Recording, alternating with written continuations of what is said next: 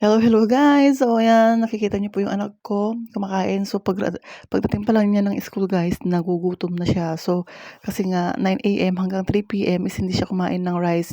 Ayaw niyang magbaon ng rice dito sa New Zealand. So ang binabaon niya lang usually is mga tinapay, ganyan, mga pancake.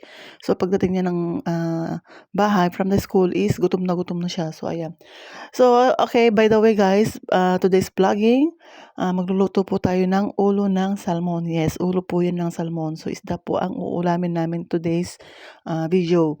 So, ipapakita ko sa inyo kung paano ako magluto po ng salmon or yung ulo niya. Kasi nga hindi na namin maabot yung presyo po nung katawan niya.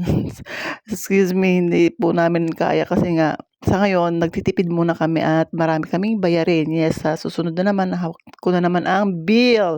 Ang bill dito, ang bill doon. So, ayan guys, bago ko syempre lutuin, is uhuhugasan muna natin mabuti kasi nga, syempre isda po yan, malansa, and then may madulas-dulas. Pag ako guys ang nagluluto ng isda is, kung maaari lang, ayaw ko ng may yung madulas-dulas na parte. I mean, gusto kong tanggalin yung dulas-dulas niyan. 'Di ba lahat ng isda is madulas?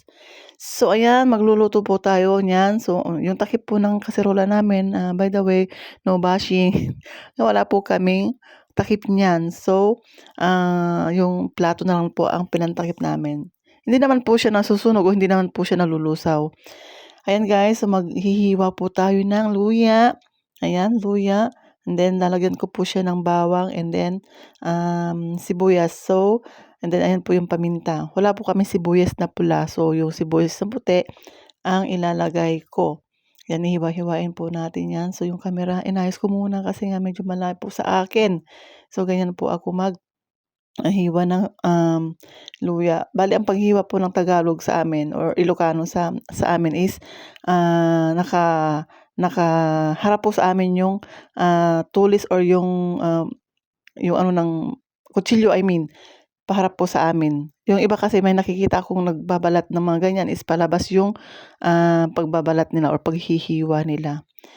So ayun guys, ipe-prepare ko muna yung aking gagamitin sa paggigisa. Ako kasi guys, 'pag nagluluto ako ng mga isda ganyan, bali ginigisa ko muna yung bawang, sibuyas, or paminta. Yung pati yung paminta guys, nilalagay ko, ginigisa ko. So ito nga pala yung mga pagkain na tinatapon namin pero naka-recycle po yan. So ginagawa pong pataba rito sa New Zealand or anything baka or pagkain pa ng mga hayop diyan. Basta naka-separate po 'yan, naka-segregate po ng lahat ng mga basura dito, guys.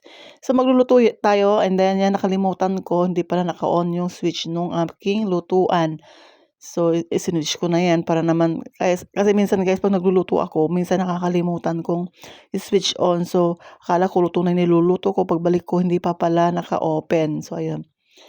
And then wala po ako ditong repolyo, I mean pechay. So ang ginamit ko is yung pechay Baguio or yung repolyo yata yun ang tawag dun, basta ganyan. Ito po yung gagamitin kong gulay. So ayan, pinapakita ko pero maganda siyang panggulay.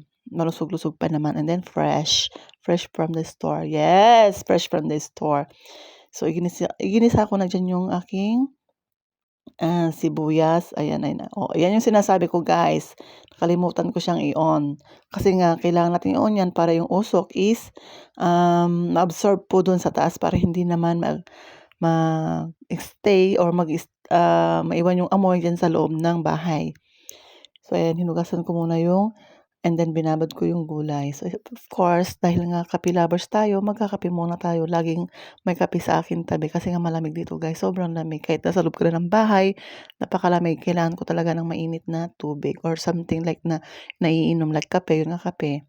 And then, nagigisa na natin to. Ayan. Pag ako kasi nagluluto ng kahit na anong pagkain guys, ano kasi ako aromatic. I mean, pag nagluluto ako, gusto ko yung may naamoy akong bawang, ginisa, ganun, sibuyas, and then ayan luya nga kasi nga isda po yung iluluto natin. Siyempre maglalagay tayo ng luya, pampaalis po ng lansa ng isda. So ito po yung aking gagamiting pampaasim. So sinigang po yung ating lulutuin, by the way guys. Sinigang po, gusto kasi ng asawa ko na maasim na sabaw or basta may sabaw, basta may higop niya pagdating niya kasi nga malamig and then pagod naman siya. So yung sinigang po ang ating ilalagay. And then ayan, ginigisa ko muna yung bawang. and then sibuyas, and then luya. And then ito nga pala guys, wala kasi kaming kamatis dito na fresh. So ang binibili ko dito is yung nakalata, mas mura kasi guys. Ang mga sibuyas or ang mga kamatis kasi dito guys na binibili dito is napakamahal, ilang piraso lang mahal na. So kapag nakalata na ganyan, is mura lang siya, $1 or sabi mo ng $2. Kasi yung fresh kasi is nasa $7, $5. So mas mura yung nakalata na siya. So ganyan yung binili kong mga kamatis na slice na siya na nakalata. So ganito po ako maggisa, yan. Igigisa ko lang siya ng light para naman may aromatic yung aking lulutuin. And then nilagyan ko na siya ng paminta. Ayan, paminta, paminta. Mahilig po ako sa paminta. Pasensya na or no bashing po sa mga magsasabing marami akong nilagay na paminta. Then dinagdagan ko pa po ng kamatis. So slice na po 'yan. And then ayan, nilagyan ko na siya ng tubig para naman yung sa ating sabaw is, kumulo na siya diyan together yung mga ano na diyan, yung sibuyas, kamatis, and then nilagyan ko na rin siya ng salt. Yes, nilagyan ko siya ng salt.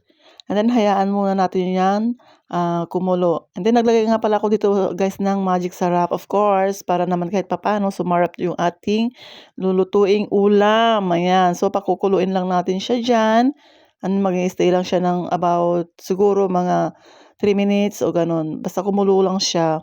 And then, tignan niyo sumayaw-sayaw pa yung takip ko. Ganyan talaga ako magluto, medyo sasayaw-sayaw ng konti para naman kahit papaano ma-enjoy ko yung pagluluto ko. So ayan, tikman na natin yung sabaw guys, kung tama ba o sumakto ba siya sa aking panlasa. So ilalagay na natin diyan yung sinigang mix. Yes, sinigang mix ang ating ilalagay para naman umasim-asim yang ating lulutuin. So kapag ako nagtitikim guys, nangunguha ako ng extra spoon para naman dun kasi ako nagte-test ng mga, sabaw. Kahit anong luto ko basta gusto ko may extra spoon ako para naman dun ako tumikim o yun yung gagamitin ko, hindi dun sa mismong sandok. So ayan guys, kumulo na ng kumulo yung ating, sabaw. Ilalagay na natin yung ulo ng salmon, yes. So 4 na hati po yan, ayan. Oh, 'di ba?